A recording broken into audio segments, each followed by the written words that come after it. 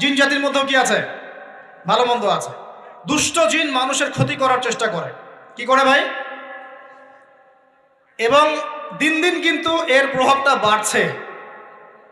তো এখান থেকে বাঁচার জন্য কিছু প্রোটেকশন আগে বলে দেই, তারপর সামনে যাই। প্রত্যেক দিন সকালে এবং সন্ধ্যায় 3 বার করে সূরা ইখলাস পড়বেন। কুল হুয়াল্লাহু আহাদ, আল্লাহুস সামাদ, লাম ইয়ালিদ ওয়া লাম ইউলাদ ওয়া লাম ইয়াকুল লাহু কুফুয়ান আহাদ। সকালে সন্ধ্যায় কয়বার? 3 বার। আর 3 বার পড়বেন সূরা ফালাক, কুল আউযু বিরাব্বিল ফালাক, এই সূরা। আর 3 বার পড়বেন সূরা নাস, কুল আউযু বিরাব্বিন নাস। এটা প্রত্যেক ফরজ নামাজের পর একবার করে পড়বেন আয়াতুল কুরসি। আয়াতুল কুরসি কোন সূরা আছে? কত নাম্বার আয়াত? মাশাআল্লাহ, 255। আল্লাহু লা ইলাহা ইল্লা হুয়াল হাইয়ুল কাইয়্যুম, এখান থেকে শেষ পর্যন্ত। আর কি করবেন? রাতের বেলা